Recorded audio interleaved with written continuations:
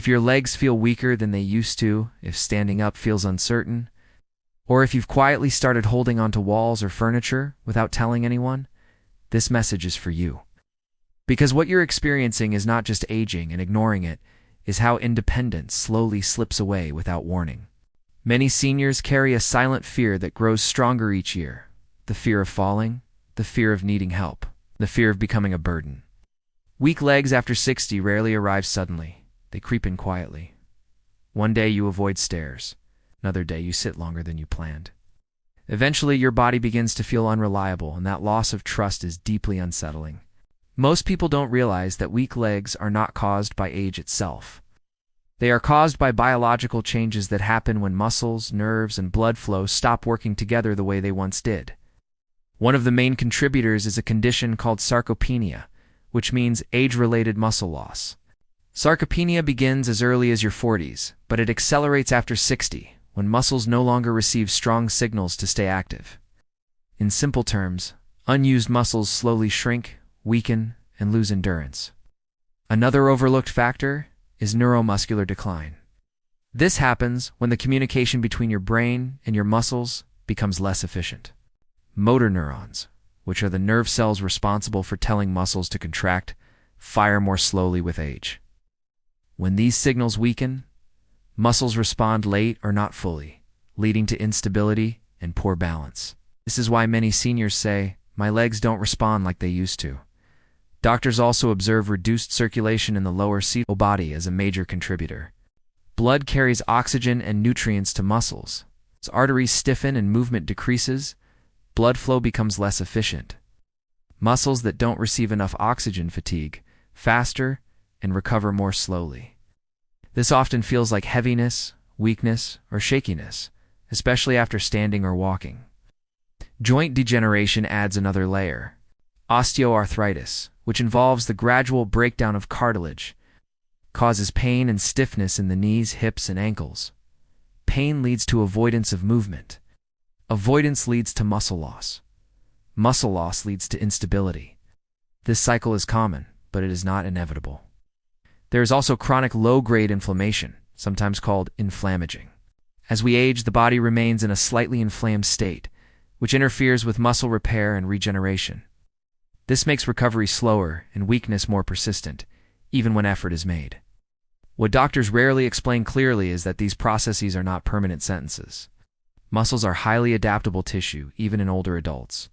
Research consistently shows that older muscles still respond to resistance, movement, and proper nutrition. The key is giving the body the right signals in the right way. One of the most effective interventions is gentle resistance training. This does not mean heavy weights or gym machines. It means asking muscles to work against mild resistance, such as standing from a chair slowly or holding a stable surface while engaging leg muscles. Resistance activates muscle fibers and stimulates protein synthesis, the process muscles use to rebuild and strengthen themselves. Equally important is neuromuscular reactivation. Slow, deliberate movements help retrain the connection between brain and muscle. When you move with intention, the nervous system relearns balance, coordination, and timing. This improves stability and reduces fall risk over time. Circulation improves with regular movement. Even light activity increases blood flow to the legs, delivering oxygen and nutrients that support muscle function. This is why daily movement, not occasional effort, is so powerful. Nutrition plays a critical biological role. Protein provides amino acids, which are the building blocks of muscle tissue. Many seniors unknowingly consume too little protein, making muscle maintenance difficult. Vitamin D supports muscle strength and nerve function, while adequate hydration ensures muscles contract efficiently.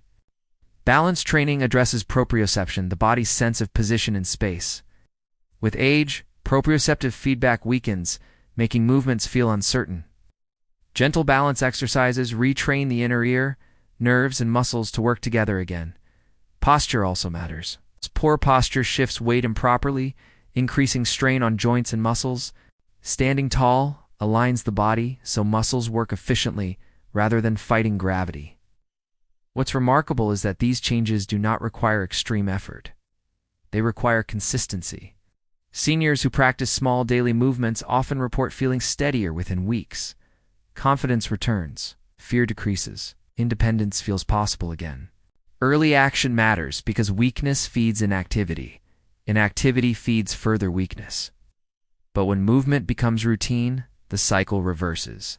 Strength supports confidence. Confidence encourages movement. Movement preserves independence. If you're listening and thinking it's too late, remember this. Muscles respond to stimulus at any age. The body does not care how old you are. It cares what signals it receives today. Your legs are not failing you. They are asking for support, movement, and care. When you respond gently and consistently, they often respond in ways that feel almost surprising. Take this knowledge with you. Reflect on it. Use it. And remember, protecting your independence is not about fighting age. It's about understanding your body and working with it, one steady step at a time.